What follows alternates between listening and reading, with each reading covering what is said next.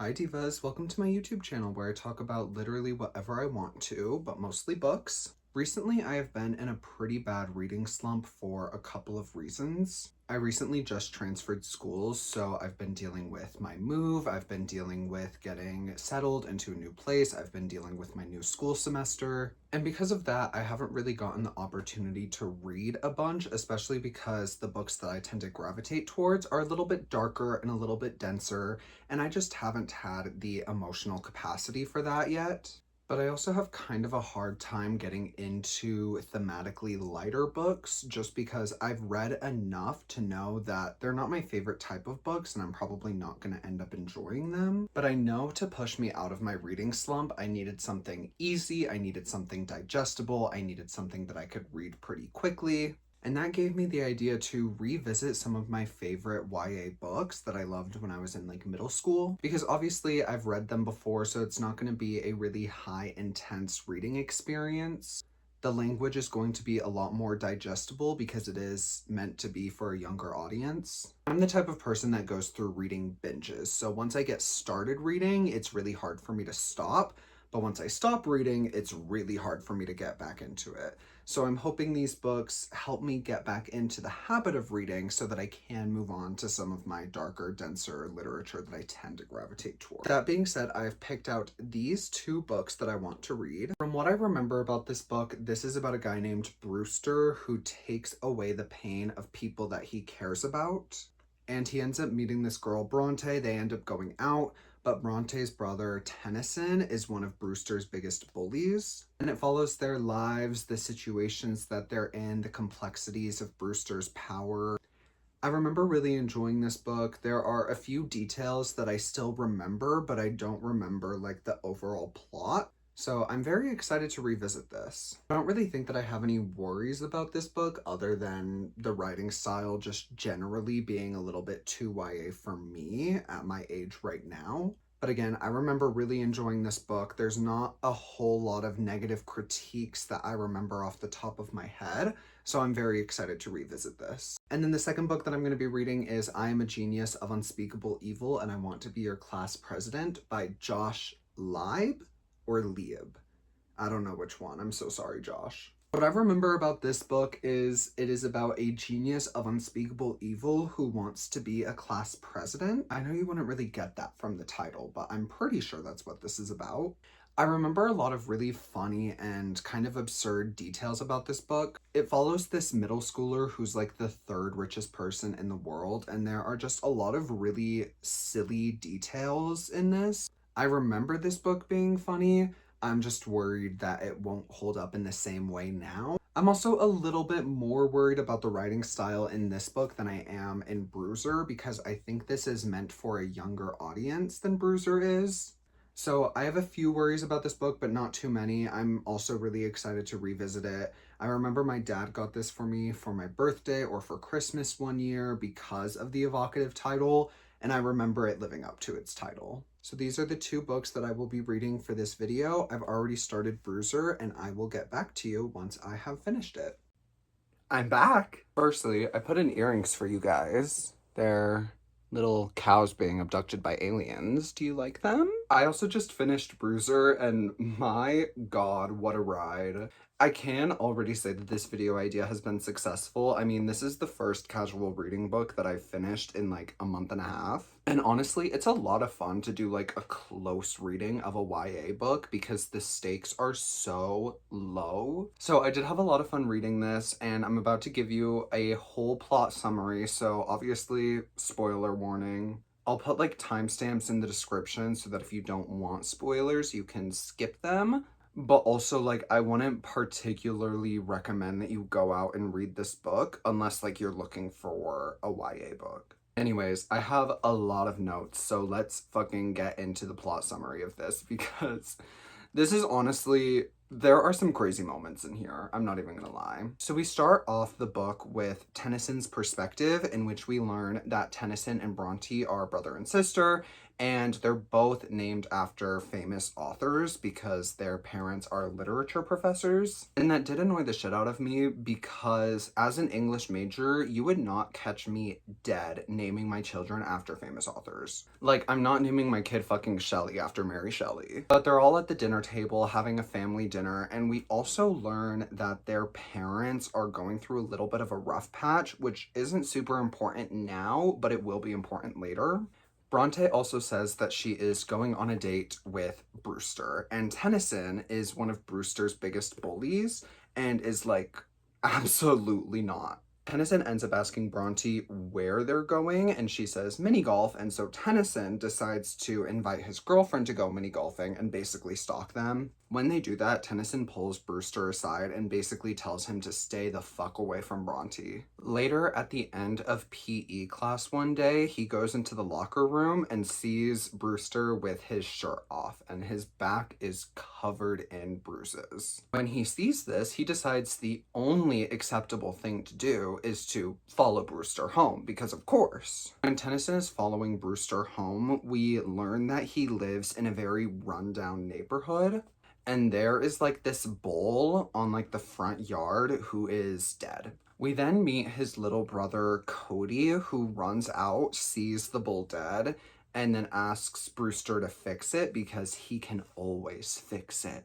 We also meet Brewster's uncle, who's described as like a walking redneck stereotype, which he is. Every single scene with Uncle Hoyt feels like it has come straight out of a Western. It is so stereotypical. Not particularly in a bad way, just in a stereotypical way. Cody is causing such a scene about this dead bull that Uncle Hoyt ends up pulling out his belt to hit him, and then Tennyson yells, "Stop!" And that's when everybody looks back at him and Brewster is like, "What the fuck are you doing here, diva?" He goes next to Cody and starts mourning with him, and at a certain time, Brewster starts crying, and then Cody, like, calms down. Brewster also ends up inviting Tennyson inside the house to kind of dispel all of the rumors that are spreading about him at school. Brewster so far has been described as like not really having any friends, being kind of a loner, and we'll get into that a little bit more later. Inside the house, Tennyson and Brewster end up basically calling a truce, with Tennyson being like, "You can date my sister, it's okay." Also in the house, Cody ends up running out shirtless, and Tennyson notices that Cody doesn't have any bruises, despite the fact that Brewster is covered in them. They end up taking care of the dead bull outside, and the next day, Tennyson notices that some of the scars that he had on his knuckles from his most recent lacrosse game are no longer there, but he doesn't really think too much of it because he's a quick healer, as he says. And then this is the first example of Neal Shusterman ending a chapter or perspective with like a cliffhanger note. This isn't the worst of them, but Tennyson says, "I look at my own knuckles and notice right away that my scabs are gone. I tend to heal quickly, so I try to dismiss it. Yet deep down, I know there's something more going on, something truly inexplicable I'm afraid to consider." What could it be?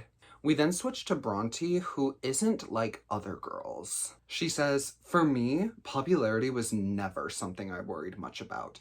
I've always been popular, as I needed to be with the people I've cared about, and fairly well liked too, if you don't count a handful of evil, insecure Barbies who call me man-shoulders, because I've got a slightly developed upper body from the swim team. I take comfort in knowing that while I often come home with gold around my neck, all the Barbies can ever hope for are rocks on their fingers." She's like so chic and different. We find out that Bronte and Brewster met at the library where Brewster was like looking for some Allen Ginsberg. And Bronte assumes that it's like for a school assignment or that it's to impress a girl, so she kind of pries about it. But Brewster says that he just likes poetry and he likes Allen Ginsberg, and they end up bonding over this. So they went at the library, they bonded over Allen Ginsberg, and then they went on their mini golf date. And then Brewster invites her to a movie in which she says, "We'll get to that, maybe. But for now, how about doing something where I get to see your eyes?" Jesus Christ. They end up going on a picnic, and Brewster says, "Sometimes I feel things very deeply, you know?" And honestly, in a way, he is the ultimate empath. While they're on a hike, Bronte falls and twists her ankle, but Brewster claims to know like some acupuncture and massage and gives her foot a massage, and she does end up feeling better.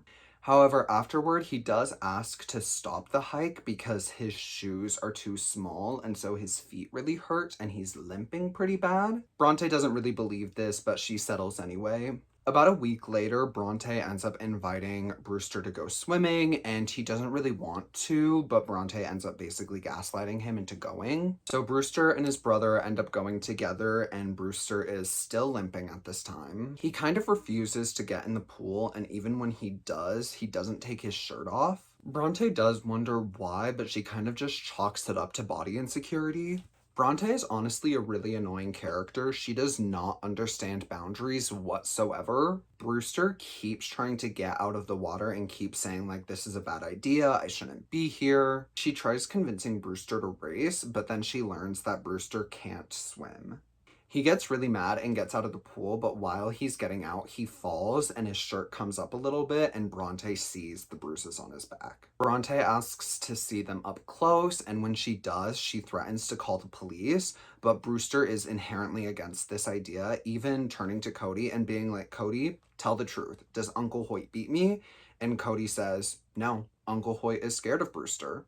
Brewster claims that this is just a skin condition, that he scars and he bruises really easily, but Bronte still doesn't really believe it. Bronte ends up going back and talking with Tennyson, in which he says that he doesn't mind if he keeps seeing Brewster, but she really shouldn't go to Uncle Hoyt's house. Tennyson also tells Bronte to let him know if things get weird, but he doesn't really elaborate on that. He also asks Bronte if she hurt her foot recently, which I think is kind of revealing the twist a little bit early because there's kind of no reason for Tennyson to be skeptical about this yet.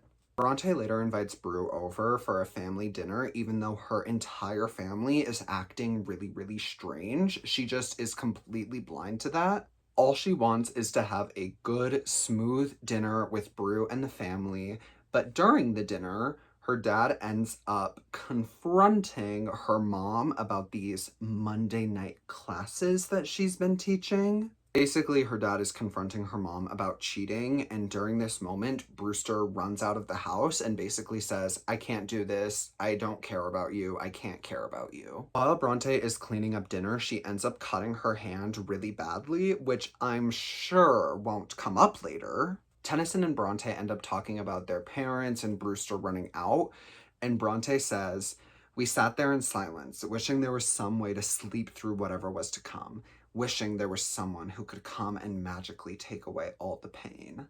God, if only there was somebody there who could magically take away the pain. Later, Bronte sees Brewster in school, and instead of being like normal and civilized, she literally slaps him. Which is really funny. Afterwards, Brewster starts bleeding from his hand. What? They go to the nurse's office and he claims that he cut himself on his locker, but Bronte notices that the cut on her hand is gone. Not healed, but gone. Bronte then figures out what is happening, and Brewster explains that this really only happens to people that he cares about. She also tells him that she loves him, which I feel like is a little bit crazy because at this point they've known each other for what, 2 weeks? But we don't have time to really think about that because then we cut to Brewster's perspective, and you will never fucking believe this. Oh my god. All of the chapters that are from the perspective of Brewster are told in the format of poetry.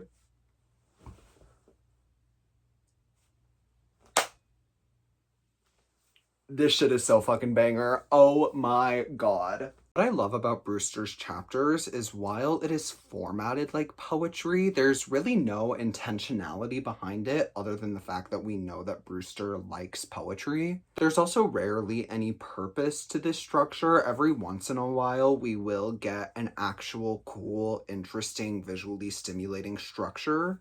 But for the most part, it's just structured like poetry and written more poetically than the rest of the book.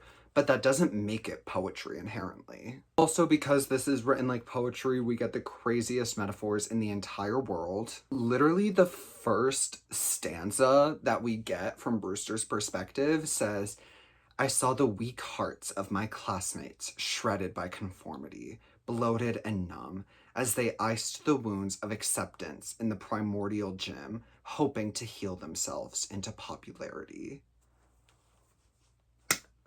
Girl, what the fuck? We learn a little bit more about his uncle in this chapter. We do learn that he is really abusive, but we also learn that he's incredibly controlling.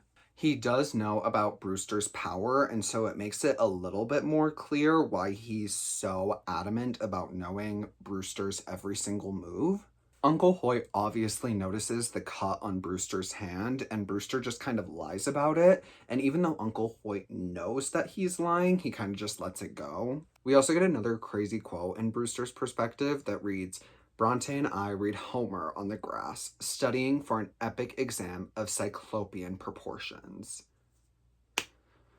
Girl. We also learn a little bit more about Brewster's backstory, but like, honestly, it doesn't really matter. Basically, her mom got cancer and she knew that she had to separate herself from Brewster, otherwise he was going to get it too. He also doesn't know who his dad is, so after his mom died, that's why Cody and Brewster are with Uncle Hoyt. In the cafeteria, Brewster starts getting bullied by somebody, specifically a guy named Ozzy, who will come back later. And Tennyson actually sticks up for him, and this kind of starts the beginning of their friendship. They end up going to the gym together, and Brewster goes to Tennyson's lacrosse games, and this entire time, Brewster is taking away all of Tennyson's pain. So all of the soreness from working out, every single time that Tennyson gets hit on the lacrosse field, Brewster's just taking all of that in. All of the while, Brewster is trying to hide this both from Bronte, but also his uncle. There's also kind of a sad moment where Brewster goes to one of Tennyson's lacrosse games and he says, God, I really hope that Uncle Hoyt doesn't know about my secret life. And his secret life is literally just hanging out with friends. We then cut to Cody's perspective, who I think has the most interesting voice. Cody is 11 years old, so there are like some typing errors in here, but they are intentional. For example, instead of saying because of, Cody will just say cuzza, C-U-Z-A. We get a little bit more context into Brewster's powers, but like nothing that we didn't already know. We also learn a little bit more about Uncle Hoyt, and we do learn that he is wildly abusive.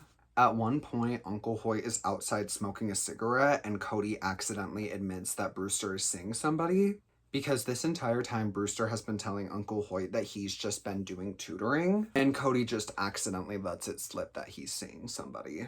At this point, while Uncle Hoyt is smoking his cigarette, he puts it out on his hand, but the mark is only there for a couple of seconds before it disappears, and then Brewster starts screaming inside. We then cut back to Tennyson's perspective, in which he's playing a lacrosse game, he's doing great, and then he gets like a really bad concussion and it immediately goes away and he knows that something is wrong. He then looks in the stands and sees Brewster basically tumbled over, and after the game, he goes up to Brewster and says, never come to one of my games again. Brewster says, you won, didn't you? In which Tennyson responds, no, I didn't win, you did.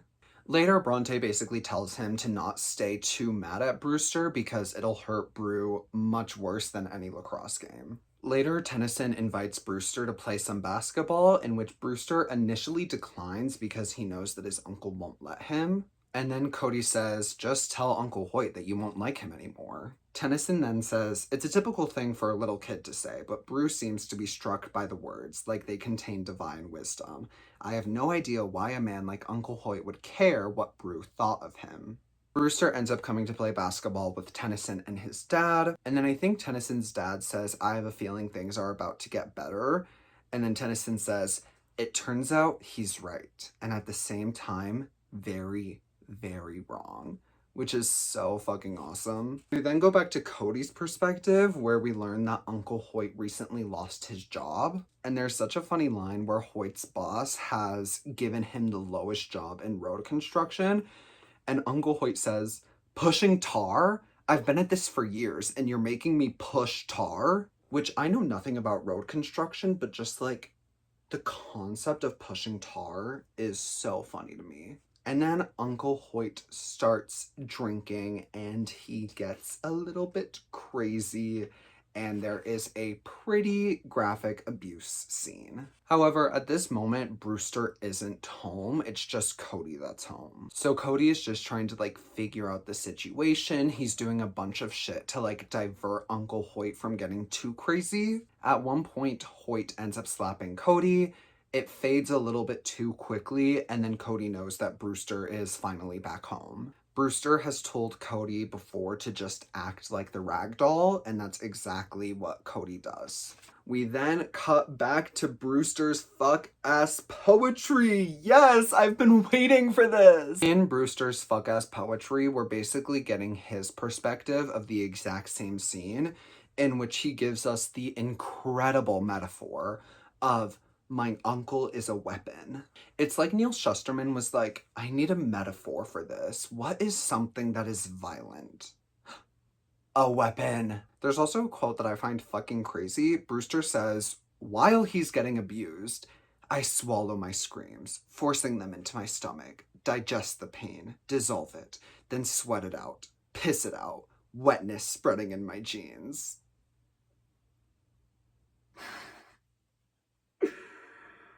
Oh my god. After this outbreak, Uncle Hoyt starts crying and apologizing, the same old shit. Cody then ends up helping Brewster with his scars in like a really sad scene. And then the next day, Uncle Hoyt is apologizing in the exact way that you would expect an abuser to do the next day after they abused you. We then cut to Bronte's perspective, and we learn why Brewster was late coming home that day. Bronte is trying to get Brewster out of his shell a little bit, and so she invited him to hang out with some of her friends. He didn't originally want to, but then he ended up having a good time and staying later than expected, and that's why Brewster was late coming home.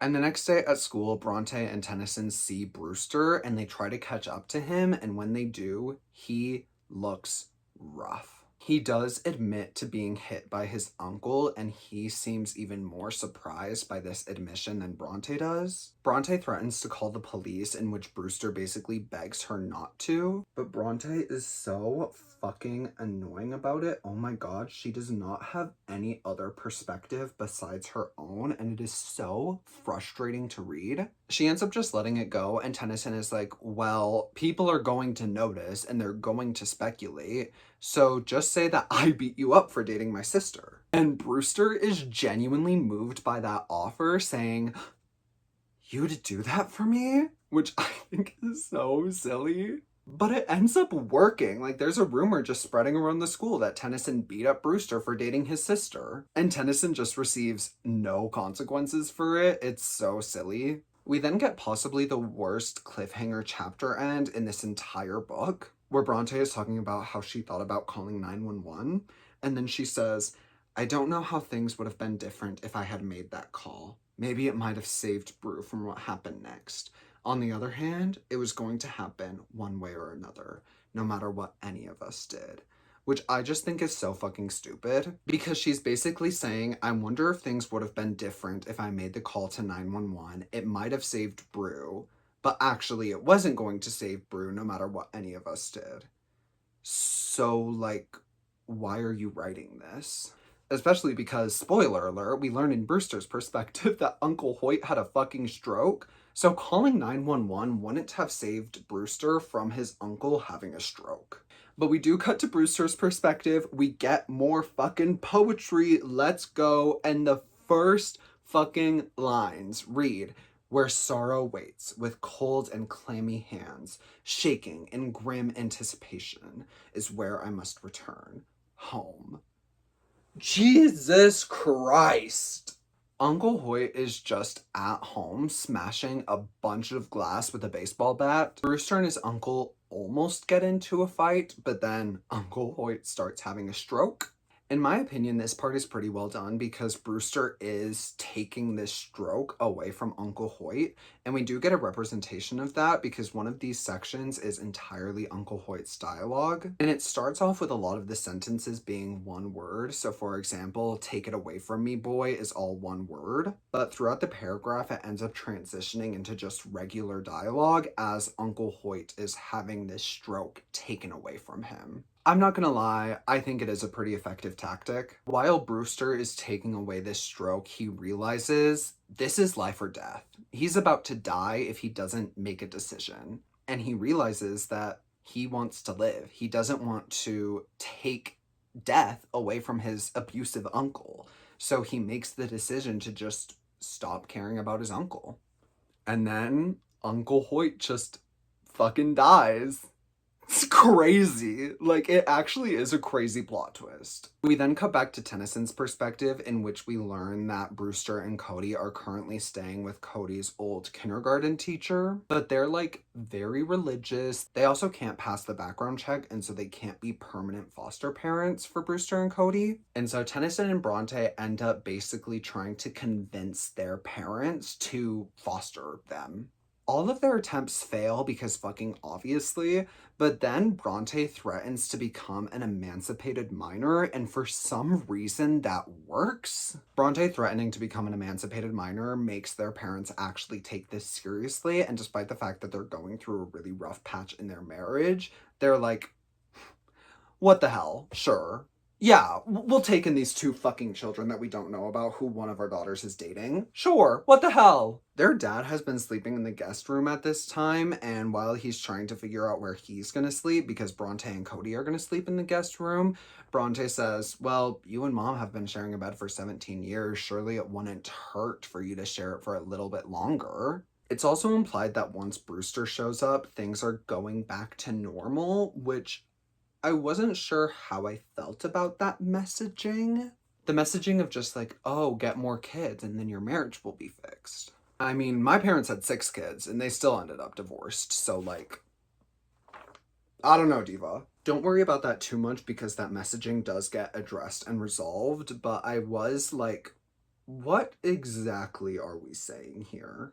One day, Tennyson ends up going out to a smoothie place with his friends and other mutuals, and then Brewster just happens to walk into this smoothie place in which a lot of Tennyson's friends make some really shady comments, but Tennyson shuts them down pretty quickly. The only person who isn't taking the hint is Ozzy.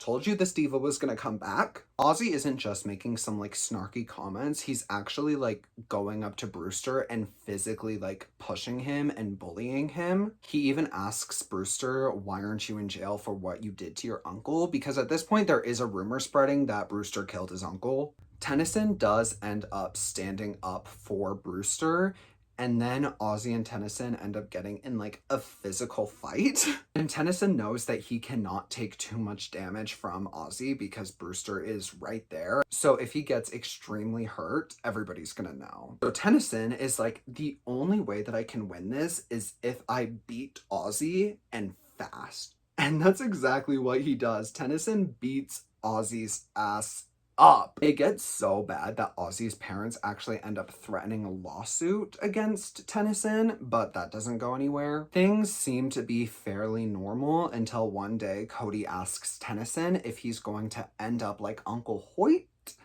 and that really, really shatters Tennyson inside for obvious reasons. Cody asks, are you gonna end up like Uncle Hoyt? Then looks at me, waiting for an answer. It makes me shiver because I know he's looking for something in my eyes, maybe something he saw in his uncle's eyes, and I hope to God he hasn't found it in mine. We then cut back to Cody's perspective, and while Brewster, Tennyson, and his dad are all playing basketball, Cody is out playing with a kite. The kite gets stuck in an electrical tower, in which Cody is just like, okay, well, I'll just climb and get it down. He climbs up, grabs the kite, and realizes, fuck, I can't get back down. This is so high up off the ground. Everybody starts freaking out. Everybody notices that Cody is gone, and he sees Brewster and Tennyson and his dad running towards the electrical tower. Brewster starts climbing up the tower, and when he does, Cody's fear is getting taken away from him, and so he starts slipping off of the tower. When Brewster starts climbing up the tower, Cody's fear starts going away, and he starts slipping. And then Cody knows that he needs to hold on to this fear in order to stay on this tower.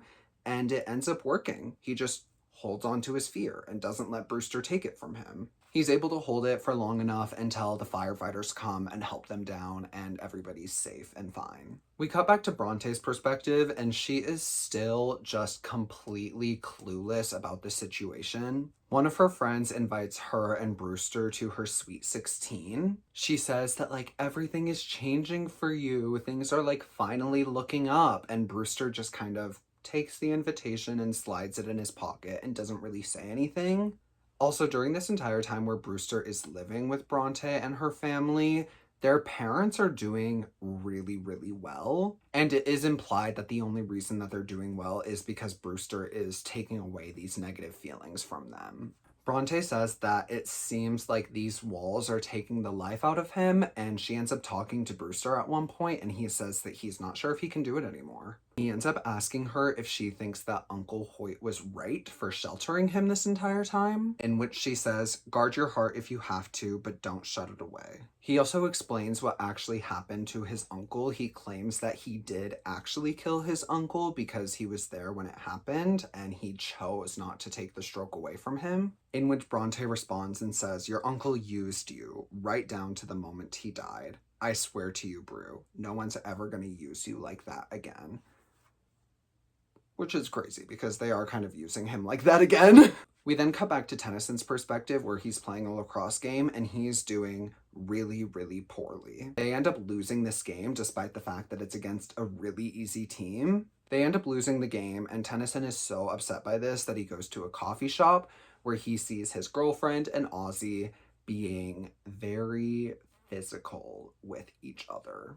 Diva is having a really rough day, and once he gets home, he asks Brewster if he'll come to the next couple of lacrosse games. And while Cody is very perturbed by this and knows exactly what's going to happen next, Brewster says that he'll think about it. The next day, both Tennyson's girlfriend and Brewster are at the game, and they end up winning. After the game, Tennyson goes up to Katrina, where she admits that she's been seeing Ozzy, and they end up breaking up. Once Tennyson comes home, he starts crying, he starts feeling like shit, and Cody comes out and says, "I think that you should go home." When all of a sudden, Tennyson just starts feeling this wave of relief, and Cody says, "Well, I guess it's too late." Cody explains that Brewster doesn't just take away the physical pain, he also takes away the emotional pain, even if it takes a little bit longer for that pain to escape. Tennyson then ends up trying to leave the house so that he can feel his own emotions and he doesn't have to transfer them onto Brewster.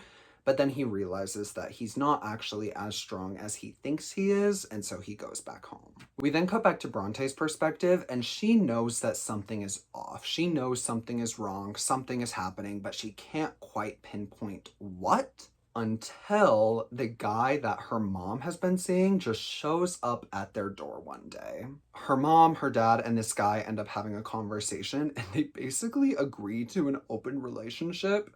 And when they tell Bronte about this, she knows that she should be feeling something and that her parents should be feeling something, but nobody feels anything. And she knows that this is off and this is wrong and something is happening. Things finally click on her when she checks in on Brewster, and he's literally doubled over in pain, clutching his stomach. He ends up taking off his shirt to reveal a bunch of bruises, which Bronte describes as much worse than anything that Uncle Hoyt ever did to him. He then goes through every single scar, naming exactly where they came from, and all of them came from her family or her friends. And Bronte finally realizes the impact that she has had on Brewster's life.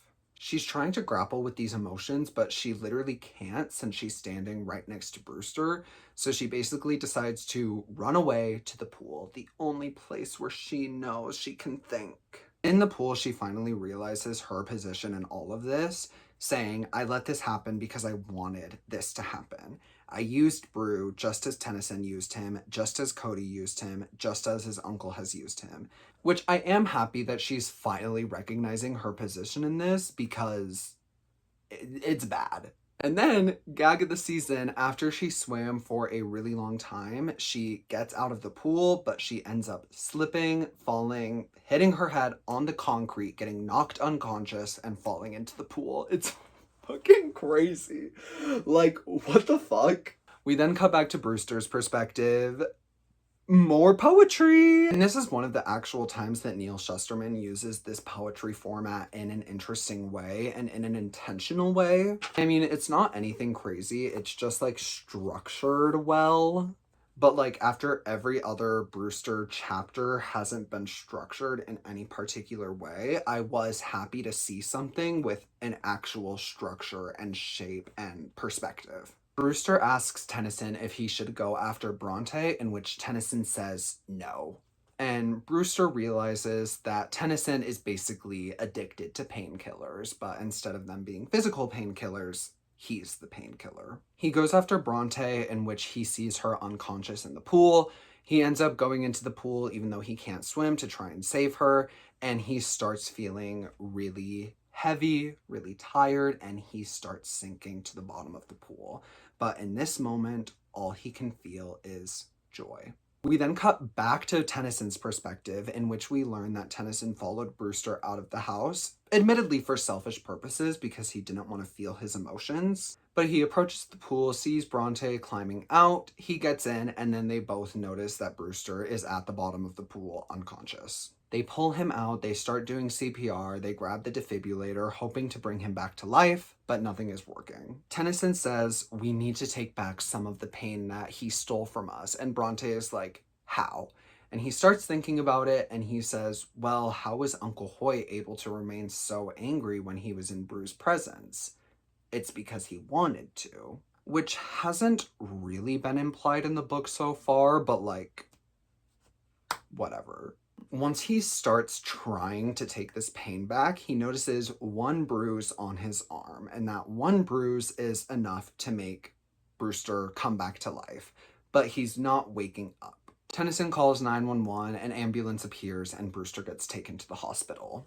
Because of this whole incident, Tennyson and Bronte's parents are being questioned for being good foster parents, and so they end up taking Cody away. It's honestly kind of funny because while Brewster is in the hospital, Cody immediately breaks his leg. He gets taken to a social worker and told that he's not going to go back to live with Tennyson and Bronte, and he jumps out the window and breaks his leg. It's fucking crazy. Also, since Brewster is no longer in the house to take away the pain of everybody, they finally have the cathartic and needed moment that has been building up throughout this entire book. And that is their parents are finally making the decision to separate. They don't know for how long. It could just be for a little bit. It could be for forever.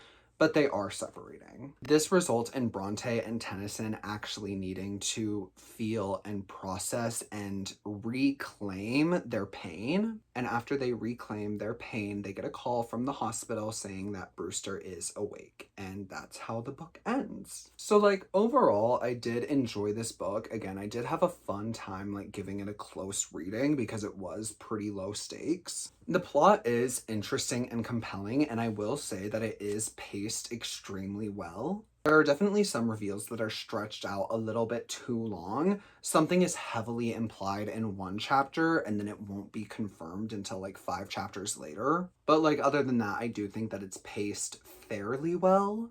Another thing that I think throws a wrench in the pacing is that the perspectives have no rhyme or reason to them whatsoever. Instead of having a specific pattern like Tennyson, Bronte, Brewster, Cody, Tennyson, Bronte, Brewster, Cody, it just kind of goes back and forth between random characters, which I don't really love. However, I do think that the 4 main characters are characterized pretty well, specifically Cody, who I think is characterized the best in this book. He has a very unique voice from the other characters, and there's not a lot of cheap tricks to give him a unique voice, like with Brewster's chapters that are told entirely through poetry in hopes to give him a unique voice. And even though I found Bronte to be really annoying, in this specific case, I do think that's an example of good characterization, because I do think she's meant to be pretty annoying. This definitely had some YA tropes that I didn't really fuck with, specifically the cliffhanger chapter endings and Brewster's chapters being told entirely through poetry, but I can't be too angry at a YA book for having YA tropes, I feel like. Obviously, abuse is a pretty big theme in this, and I do think that it's handled pretty respectfully. I don't think that it's saying anything new or unique about abuse, but I think for a younger audience, it is impactful and informative. The major lesson at the end here is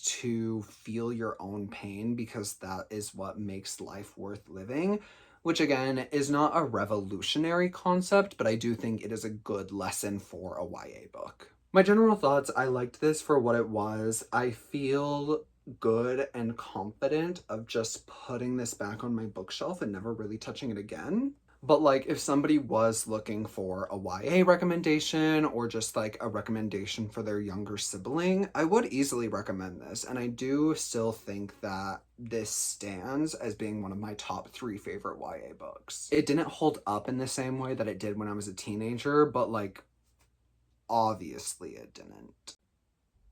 I'm back. I need to stop doing that. That'll get really old really quickly. I know this is a weird angle, but I just redid my poster wall and I really just needed all of you to see it. I mean, it looks incredible. I'm a genius. But anyways, I'm here to talk to you about I Am a Genius of Unspeakable Evil, and I Want to Be Your Class President, which I just finished last night. And I have to say, I had a really good time with this. Once again, I'm going to be going through the plot, so spoiler warning, I'll put timestamps in the description, but I just finished editing the Bruiser section of this video, and I talked about my thoughts for like 2 minutes, because a lot of my thoughts I talked about in the plot summary. So once again, if you want to skip it because you want to read this, go ahead, but like, I wouldn't particularly recommend this, even though I did have a good time. But let's fucking get into it. We open up the book with a classic bullied trope, which we kind of got in Bruiser, and I'm just kind of like sick of this trope, honestly. Chapter 1 is titled Fear Me, and the first paragraph is, "Someday you will beg for the honor of licking my feet. You will get down on your stupid, worthless knees and beg, 'Please, sir, please, let me lick the diseased dog dung from between your toes.' And if I am in a good mood and am not too disgusted by your stupid, wormy..." Why is there an ad on this fucking white screen? I'm gonna kill somebody. If you're putting mid-roll ads in your white screen, literally fuck you. Sorry, I have a white screen on my TV to give me just a little bit of extra lighting, and it was in 100-hour long video of a white screen, and they put a mid-roll ad 5 minutes in? Fucking kill yourself. Oh my god. I didn't mean that, I promise. Anyways, and if I am in a good mood and am not too disgusted by your stupid wormy tears or your stupid scrunched up face, I will allow you the signal honor of licking my feet clean, even if you don't deserve it. So it's just that classic trope of like, one day these bullies are gonna get what they deserve and I'm gonna be on top and they're gonna be pumping my gas, and I'm just kind of over it. But anyways, in this first chapter, Oliver is basically just insulting his teacher, which is really fun to read, honestly. Literally every single thing that he can insult about this teacher, he does insult about this teacher. And I just really want to have a kiki with this kid. I think we would be really good friends. They're reading Fahrenheit 451 in class, and Oliver pretends like he didn't do the reading, but he says that he read the book when he was 2, which is just, it's just crazy, honestly. Just like, the concept of reading Fahrenheit 451 when you were 2 years old is insane. However, there are a lot of details in this book that I actually really enjoy. The world and the character that Josh Lieb is trying to set up is really emphasized by these absurd details, like Oliver reading Fahrenheit 451 when he was 2. That really adds to the absurdity of this world and really makes it work. There's just a lot of silly details in this book about things that Oliver's able to do, and I really enjoy those details because they're so out of the box and they're so absurd that you can't help but laugh at them. Not in a bad way, in a really good way. Already, first chapter into the book, and Josh Lieb is just going balls to the walls with this world, and I really appreciate that. At the end of this class, the teacher, Mr. Moorhead, pulls out a cigarette for some reason, even though he can't smoke in school, and on the cigarette is printed, "Your diet isn't working." Oliver ends the chapter by saying the look of terror on his face in that single, unguarded moment of surprise is truly a beautiful, beautiful thing. There's another mid-roll ad on this white screen. What the hell? There will be 3 full-color photographs of that moment waiting for me by the time I get to my locker. After this, we get some context into who Oliver is. Obviously, he's a genius of unspeakable evil, but he's also the 3rd richest person in the world. He got to that status because he went to a bingo game with his grandma after noticing specific numbers were consistently pulled, and then he just picked the best cards that were most likely to win, and then he won. He invested all of that money into a stock trading account and has never looked back. He says that after he made his first million, he knew that he needed a cover because people were getting suspicious, so he went to an AA meeting. He goes to an AA meeting because he claims that it's a great resource to find cover agents, since most of these people have done great things in the past, but then they were humbled by their addiction, and now they are ready to redeem themselves and prove themselves to the world. Outside of this AA meeting at this church, he meets Lionel Sheldrake, in which he says, "Oh, can you help a little kid find his way back to school?" Lionel Sheldrake says yes, and once they get back to the middle school, Oliver gives him $5,000 and says, "Get yourself a new suit and a haircut and meet me outside the church at noon." And Sheldrake is obviously terrified by this. There's a lot of footnotes in this book, which I think are executed pretty well. But once he gives Lionel the $5,000, he says, "There's plenty more where that came from." And then the footnote says, "It was actually more like, there's plenty more where that came from. I had the cutest little speech impediment back then." And I think that that is a really funny concept. A 7th grader handing you $5,000 saying there's plenty more where that came from. No words. I mean, literally no words. So anyway, Lionel Sheldrake becomes his cover. Oliver acts really dumb at home and in school. Nobody knows his secret. And Lionel Sheldrake is the 3rd richest person in the world. We also learn that Oliver doesn't really get bullied in school, and that's for 2 main reasons. Firstly, he has a bunch of bodyguards at school. He doesn't know who they are because it's best for him not to know, but he knows that there are bodyguards in school. The second reason that he doesn't tend to get bullied is because of this chemical that he invented that sucks all of the hostility from somebody's body and causes a 3-month delay of puberty. So it kind of causes this Pavlov's dog situation where anytime anyone bullies Oliver, they tend to feel tired, weak, thirsty, they have really bad gas for some reason. So even if they don't know not to bully Oliver, they subconsciously know not to bully Oliver. Again, there's a lot of silly details about Oliver. Oliver has a bunch of hidden cameras hidden around the school. He has that water fountain that spews out chocolate milk or soda whenever he wants. There's a specific spot on the bus that has a seat warmer and a massager if he clicks on a specific booger underneath the seat. He has a lair underneath his house that is described as being 12 football fields long. And his dog, which is a pit bull mix, which my sister has a pit bull mix, and my God, she is terrifying. Love her. She's adorable. She's the cutest thing in the world. My God, is she terrifying. And so it's terrifying that Oliver has a pit bull mix. But also look at her. Isn't she so cute? Can you even see her? But anyway, his dog was trained in a Basque region of Spain, and so she knows an insane amount of commands that nobody else will understand because it's in this very obscure language. Again, there's just a bunch of really random, insane details that I think really add to this world of the book. We also learn a little bit more about Oliver's family dynamic. He really likes his mom, but he does not like his dad whatsoever, and for a lot of valid reasons. There's really no other way to describe Oliver's dad rather than wildly pretentious and extremely self-centered.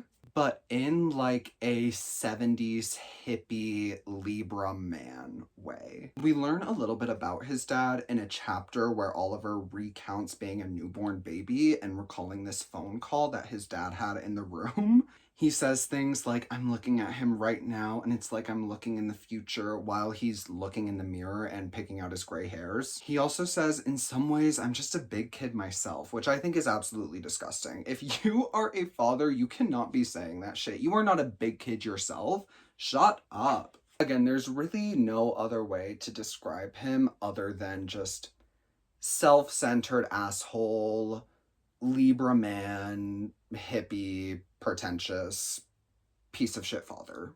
There's also another example of this, which explains why Oliver pretends to be so dumb all the time. We get another flashback chapter that kind of shows their family dynamic, in which Oliver is in elementary school and he's building this sandcastle at the beach. It's a very large, impressive sandcastle in which Oliver's dad is a little bit impressed by it, but not like too much. When Oliver's parents start to leave the beach, Oliver starts building kind of a tunnel around the sand castle so that the water doesn't wash away the castle. His mom says, oh, Ollie, the ocean washes away everyone's sand castles. I'm so sorry. And then his father says, let him finish. It's a good lesson for him to learn. There are some things he can't control. But, gag of the season, the next day they go to the beach and the sandcastle is there in perfect condition. It looks like it hasn't been touched. And Oliver's dad walks around the sandcastle and he doesn't look impressed. He doesn't look amazed. He looks terrified. My father's reaction was not only disbelief, it was disgust, terror. He was scared I would somehow surpass him. His ego couldn't tolerate a son who might be better than him. That's when I realized I was destined to either disappoint my father or terrify him. But anyways, back to the main plot. One day in homeroom, they are nominating student council presidents, and the usual people who you would expect to get nominated, but then Tatiana, the mean girl of the school, nominates Oliver, in which he rejects this nomination. His mom brings it up at the dinner table, in which Oliver says, yeah, I didn't end up accepting the nomination, but his mom is just still so ecstatic and happy that, like, somebody cared enough to nominate him. His dad goes on like this long rant about how he was student council president and how it was so life-changing and how middle school elections are so important. And he looks back at Oliver and he has this look of disappointment on his face, in which Oliver realizes that he needs to run for student president and he needs to win. Because if his stupid son can win class president, it will completely destroy this memory of his. So Oliver makes it his singular mission to win this presidency. Since Oliver has already declined this nomination, he tries to go to the principal's office to be like, hey, can you put me back on the ballot? In which his principal says no. But then Oliver sends in this character called the Motivator. This is also kind of an absurd detail, but the Motivator walks in and is like, I will give you anything if you put Oliver Watson back on the ballot for student council president. What do you want? And the principal says, I want this limited edition rocket firing Boba Fett doll, in which we learn just how limited edition this is. There's only like 3 in the entire world. The only one that Oliver knows of is owned by a dictator in an African nation who won't sell it. So he ends up orchestrating a revolution to push the African dictator out of his country just so that he can steal this Boba Fett doll. And now he's only the 4th richest person in the world. What do you mean that Oliver spent millions, if not billions of dollars to get this doll just to get on the ballot of this student council presidency? I'm saying this like I'm angry at that detail, but I'm not. I think it's a really funny detail. Also in this section, Oliver is listening to an audio file from the teacher's office in which his teacher, Mr. Moorhead, is trying to flirt with another teacher, Sokolov, I want to say, Mrs. Sokolov. And Moorhead is failing miserably. He notices the book that she's reading and is like, oh, I noticed that you're reading Nabokov, but he pronounces it wrong. And Oliver owns the cigarette company that makes Mr. Moorhead cigarettes. And that's why he's able to like print these messages on it. And the next message that he prints out is, it's pronounced Nabokov. After that class, Mr. Moorhead reads another cigarette that says, "You need to try a new deodorant." Just like work. Telling your teacher to try a new deodorant through a cigarette message because you own the cigarette company. Just like the concept of that, I love it. Now, I've been giving this book pretty high praise, but there are some really disgusting moments whenever he's talking about girls. I can't tell if that's because Oliver is supposed to be this unreliable narrator who's kind of a shitty person, or if Josh Lieb is just trying to like cash in on like these middle school tropes. But either way, I think it's really disgusting. Later in the book, he calls a girl a low-ranking female, which is just a fucking crazy sentence. Oliver is talking about Liz, the most popular girl in school, and he says Liz developed early. That is to say, she's got boobs. Now, developing early can be a double-edged sword. Girls who develop early are either the most popular girl in school or sluts. That is to say, they're not really sluts. Everyone just calls them sluts because they have boobs. That is what passes for logic amongst my peers. So, like, is it the worst written thing in the world? Not particularly, but it did kind of give me an icky taste. This book is 300 pages long, and I think that there's only 3 or 4 examples of this really disgusting commentary, but 3 or 4 examples is still enough for me to notice it. I just, like, don't really know why we're talking about 7th graders' boobs in this book. You know what I mean? Anyway, the motivator gets this Boba Fett doll, delivers it to the principal, Oliver's on the ballot, and Oliver ends up blackmailing his other 2 opponents. Obviously not blackmailing them himself because he has this really dumb act that he's trying to put on, but he gets other people to blackmail these people, and they do end up dropping out of the race. I also probably should have mentioned this earlier, but there is some pretty interesting commentary about what Oliver defines as evil. He says, "I am evil because I don't really care about what's best for the world. I care about what's best for me. I want power, control. I want things to go exactly how I want, when I want, for as long as I want. This puts me in good company. Napoleon, Augustus Caesar. It also puts me with some real stinkers. Ida Amin, Stalin. But again, those last 2 don't really deserve the honor of being called evil. They're just bug-eyed, spittle-spewing, ape-turd insane. It's why we call one dictator Alexander the Great and another Hitler, the little creep with the mustache." I think there is something to be said about that definition of evil, about that definition of conquering, about that definition of hatred. Oliver hates most of his classmates, but he doesn't want to kill them because they're kids, you know? I don't really know what Josh Lieb is trying to say here, if he's trying to say anything, but I do think that that is a very important distinction that I'm glad Josh Lieb / Oliver made. But anyways, at dinner, Oliver says that he basically won the presidency because his other opponents dropped out, in which his dad basically feels pity for him and says, "Oh, you didn't win because nobody actually voted for you. You just kind of won by default."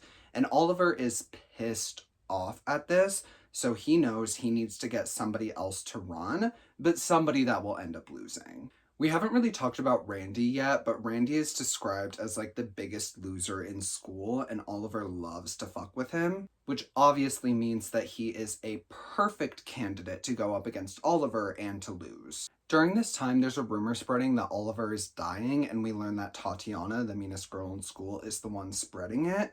This isn't super important. I just do want to bring up Tatiana again because she will end up being an important character. But anyways, back to Randy. Oliver basically orchestrates this whole thing to get this mob to steal Randy's bike and then get this old politician to steal it back and return it. And when Randy's dad is like, "Oh my gosh, how can we repay you?"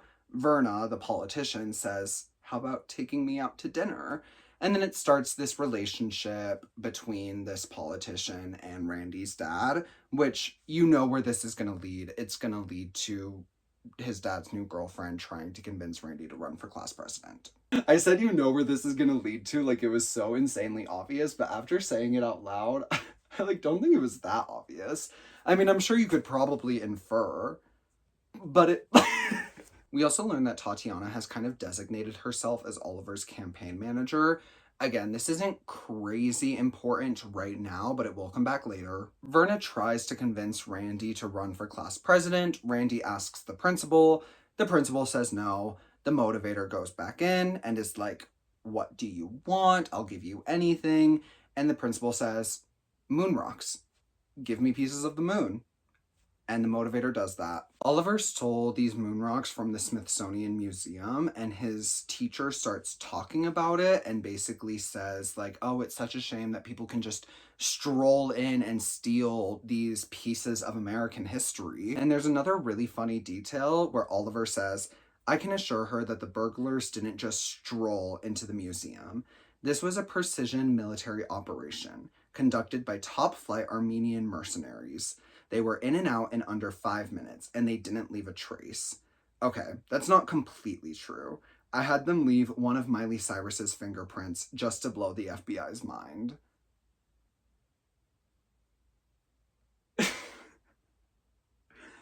I'm sorry, that's fucking hilarious.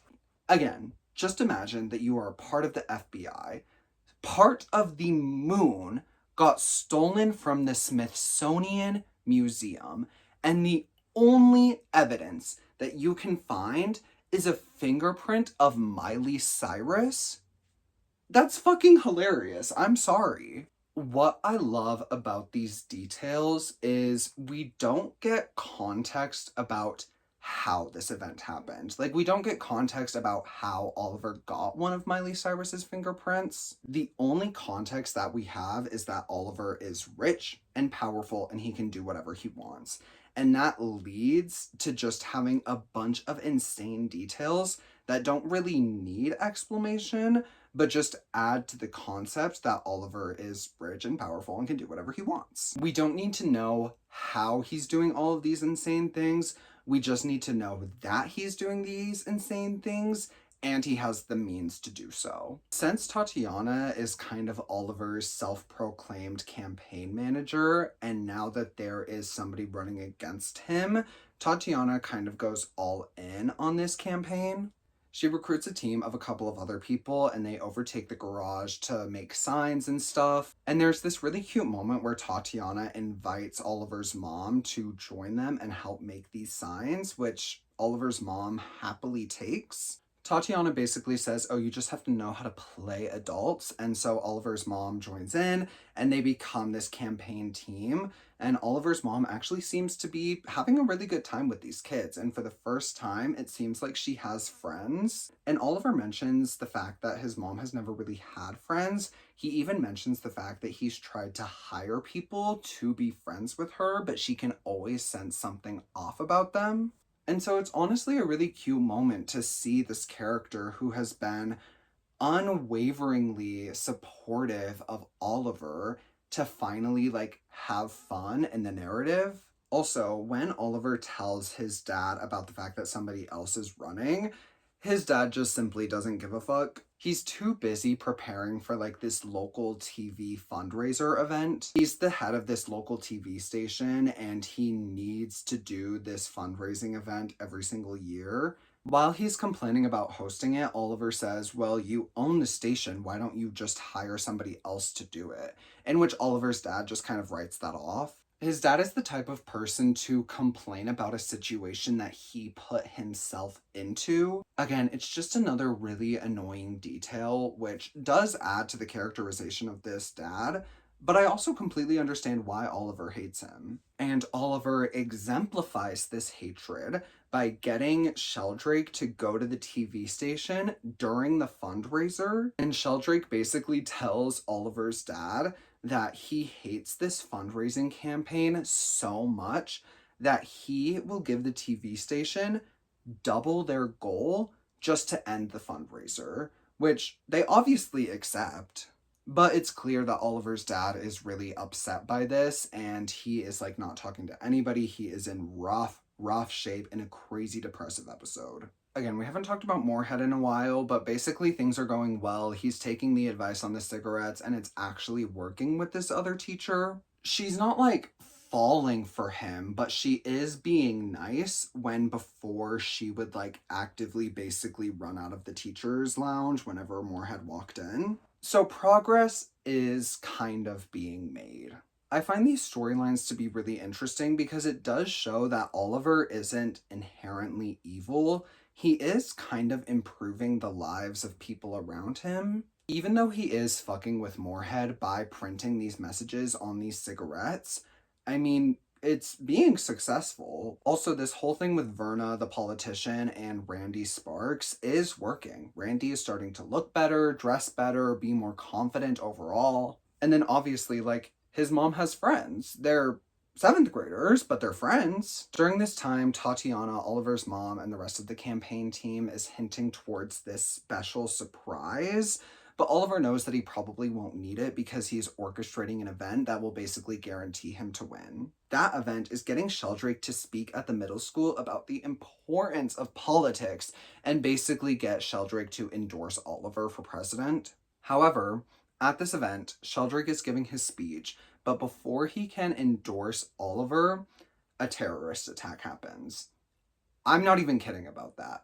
Literally, the stage explodes. There was a bomb planted in the stage, and there were a lot of reporters there because, again, Lionel Sheldrake is the third richest man in the world. So obviously, it is like a big deal that he's speaking at a middle school, but these reporters are actually soldiers, basically. There's a bomb planted in the stage, the bomb explodes, these reporters start fighting each other, and later we get context that the African dictator that Oliver overthrew to get this Boba Fett doll has come back and tried to attack Sheldrake because he thinks Sheldrake is the one that stole it from him. Obviously, this is bad. You know, there was a bomb planted in a middle school, but it also says that nobody got hurt, and there are a few plot inconsistencies with this. They explain exactly how nobody got hurt, like the logistics of how nobody got hurt, but it still doesn't make sense.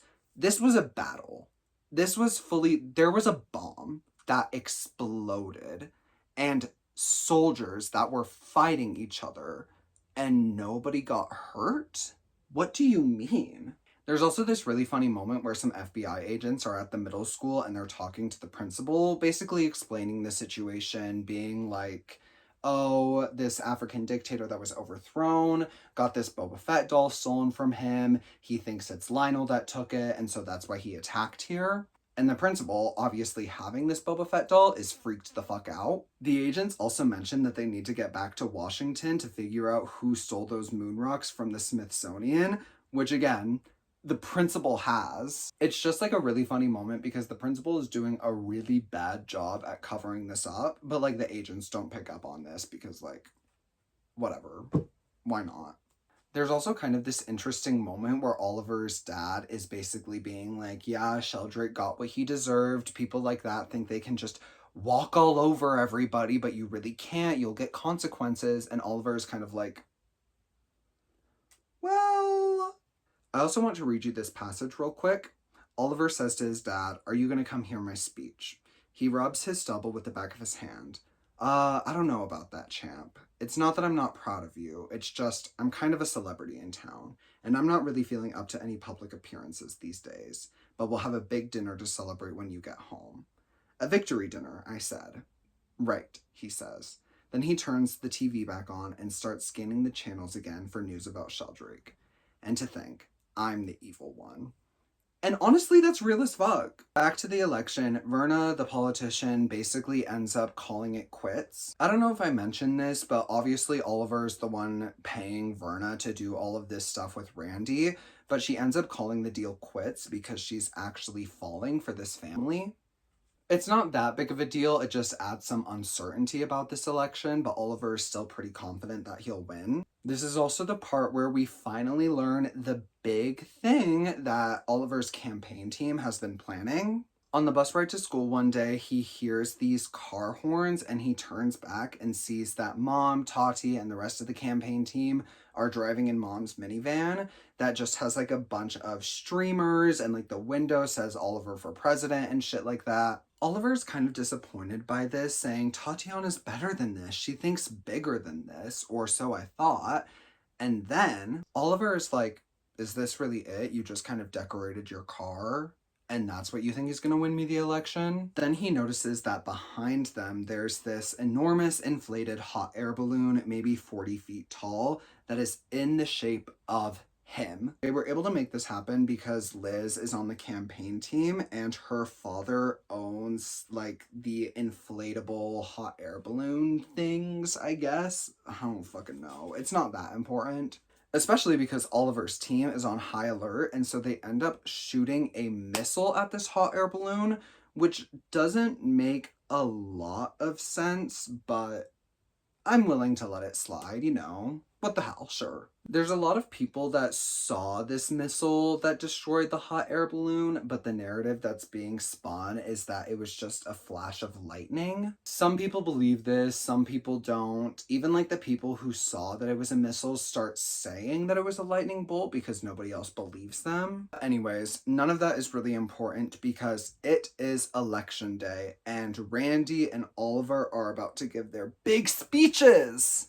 I didn't mention this, but there's another detail that Oliver mentioned, that his speech is written by two-time Academy Award screenwriters, which, again, what the hell, sure.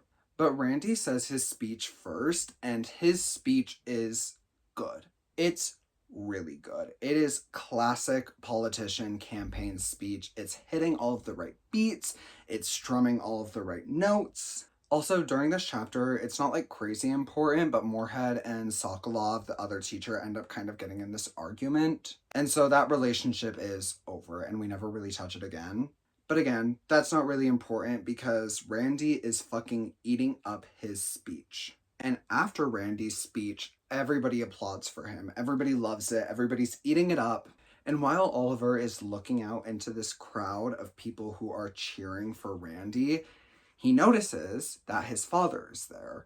But not only is his father there, but he's standing and clapping louder and faster and harder than anybody else in the room, which is just so sad, especially because Oliver says, "My poor mother is sitting in a dark black corner of the auditorium, looking confused and alone and dispirited. She's the only one who isn't cheering. Bless her heart." And once again, I'm with Oliver here. Could you imagine going up to your dad and being like, "Hey, are you going to hear my campaign speech?" He says no.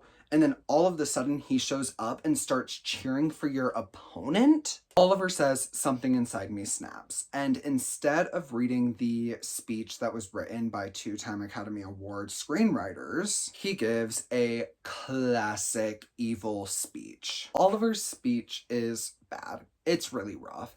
He's letting down the curtain a little bit too much. He basically goes on this rampage that the student council doesn't do anything because at the end of the day, it's all of the principal's decisions. So even though Randy claimed that this wasn't a popularity contest, it basically is. It's a really long speech. It's basically a chapter long, and he knows that he needs to do something to basically take this all back. So he goes to the front of the stage and he pees his pants, and it fucking works for some reason. Everybody in the audience starts laughing at him and they basically just like forget the speech ever happened. After this speech, Oliver is walking home alone, in which his dad catches up to him and he says, "Maybe I was too involved with work to pay enough attention, but you did good, son. You did good. I don't see why we shouldn't celebrate. It takes a lot of courage to run for office, to get up in front of everyone like that. And you, well, I tell you what, I'm proud of you. I'm just so damn proud of you, son." I pull away and look into his eyes. He means it. So the book ends with Oliver getting this satisfaction from his dad, which he has claimed not to care about throughout the entire book, but very obviously does care about. So the book ends on a somewhat satisfying note because the overall character arc has kind of come to a close. Oliver doesn't really have a lot of character development throughout this story, which I don't particularly care about. I'm more so mad because there are a lot of things that were set up that didn't end up going anywhere. For example, the plot line with Moorhead and the other teacher. We spent a lot of time on them building this relationship and her actually starting to warm up to Moorhead, just for them to kind of get into an argument and end things. There's also a lot of very heavy implication that Oliver kind of has a crush on Tatiana, but that doesn't really go anywhere, which I really wish it did, because I know I didn't get into a lot of Tatiana's character, but she is the meanest girl in school. And there are a lot of moments in this book where Tatiana will do something and Oliver will actually be impressed by her. There's even a moment where Tatiana does something and he says, "Is this what love feels like?"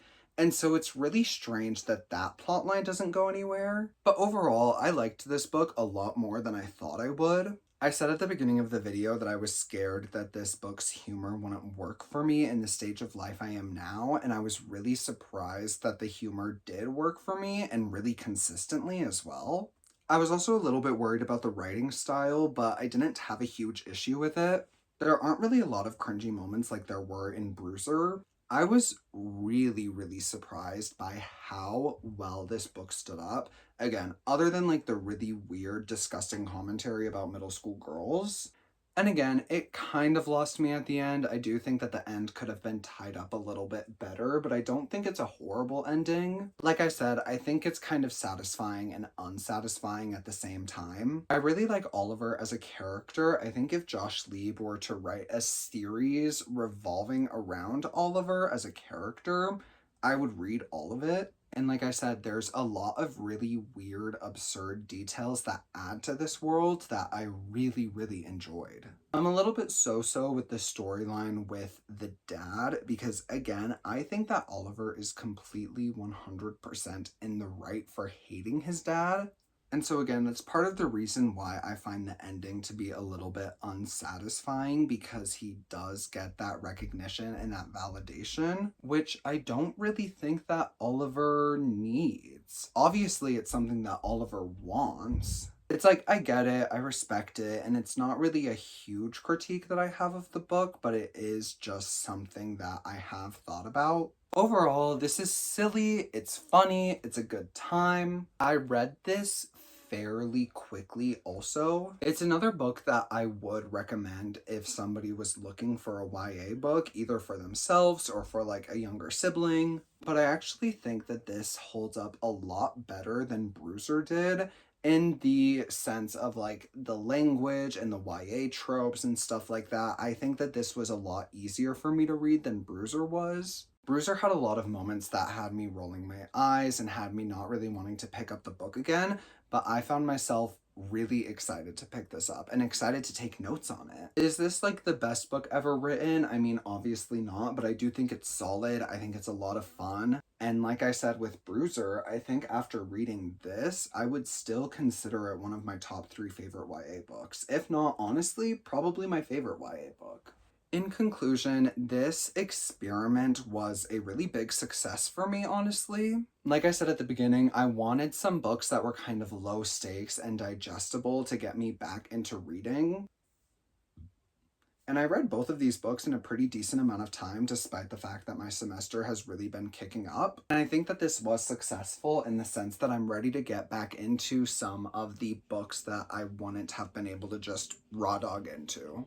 I would definitely say that I liked I Am a Genius of Unspeakable Evil more than I liked Bruiser, but I think both of these were really solid.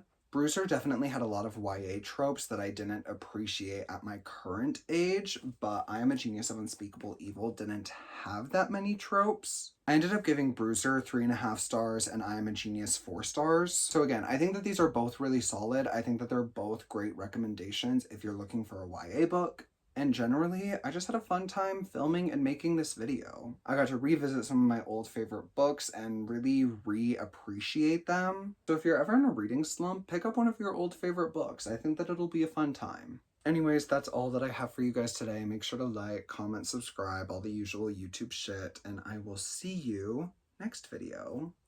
Bye, divas.